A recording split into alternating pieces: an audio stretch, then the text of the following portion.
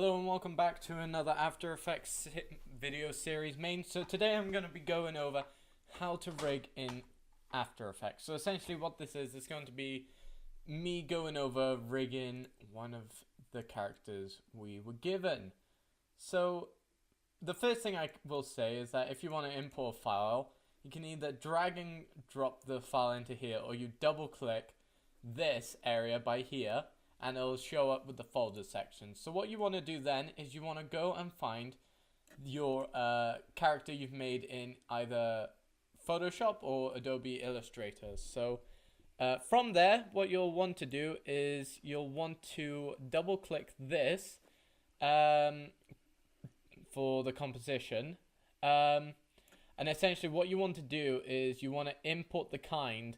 What you'll have, it'll automatically do it as footage. You'll want to change it to composition, and that's pretty much all you have to change in the settings. So from there, you essentially have your character. You have the same composition settings. You can enter this by either doing Command K on a Mac or Control K on a Windows. So I'm using a Mac. So down here you can see all the sections and layers that were made from either in folders in Photoshop or in layers on Illustrator.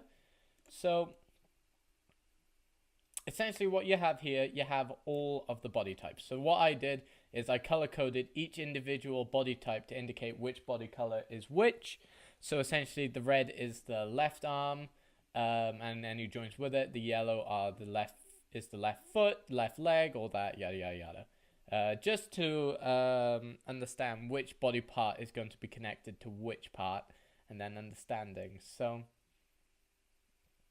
essentially what you're going to be wanting to be using is this Indiana, as our tutor said, Indiana Jones looking whip, but apparently it's just called the parent pick whip. So essentially you're parenting all the joints to a singular joint. So for example, the forearm is going to be connected to the shoulder up here. The hand's going to be connected to the forearm when doing this. It's essentially the main idea of making a FK kind of rig instead of an IK rig. So essentially what you'll want to do is you'll want to connect each joint to the correlating thing. So what you'll see here is if I do it correctly, so essentially you have to connect each thing. So by here, the left hand is connected to the left forearm. So from here to here, so left hand, left forearm, the parent is the left forearm.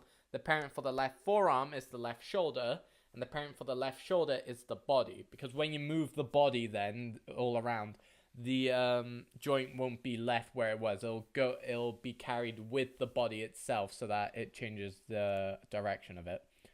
So what you'll want to do is you will want to use this parent pick whip and connect each individual frame or layer to the parent is supposed to be. So all of its correlating things. So the left foot to the left calf, the left calf to the left upper leg, left upper leg to the body, etc. And then what you want to do once you've done that is you'll want to change the pivot point of each individual thing. So the body will be, to change the pivot, it's Y, you hold Y and you change it. So essentially the left arm, with the left arm, you'll have, because in here is hidden from the view, you'll have to put it where you think the joint connects from the left arm, upper arm, the shoulder, to the body. So essentially it'd be around in the middle, higher up, away from where you can see it, so around this area where my mouse is, and you'll want to change the pivot point to there. So you will see me changing all of the pivots here. So as you can see, you can change the body by here. I was just messing around with it. Change the pivots of everything so that it doesn't look too bad, because essentially the problem is when you change the pivot, say you put it somewhere awkward where the joint doesn't technically connect, it's going to go really wrong when animating it. So essentially, say you put your left pivot arm, so let's say forearm, say you didn't put it where it connected, say you put it down here. When you then go to move it from away individually, say instead of the shoulder you change the forearm, it's not going to be connected. You're going to have a large gap of white space because you didn't correct the pivot point. So you need to connect it with the other joint. Otherwise, you're not going to get a very good looking rig.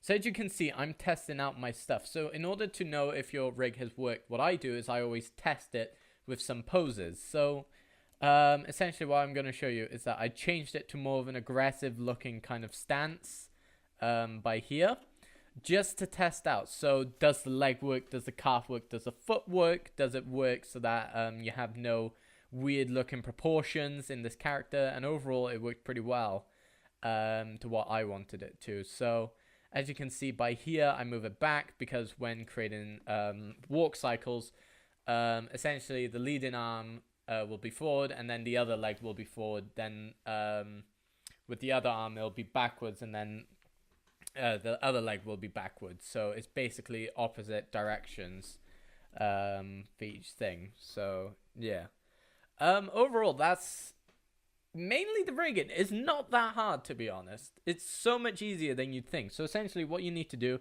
is you need to use the parent whip tool, and you need to parent the joints to where they are parented to. So as I said, for an arm, the left hand goes to the left forearm, the left forearm goes to the left shoulder goes to the body.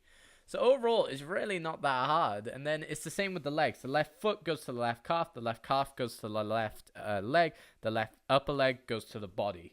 So overall, it's a really easy process. And then once you've done that, you can go straight into animating. So that's technically it. So thank you all very much for watching. And that's pretty much it. I will see you in the next video.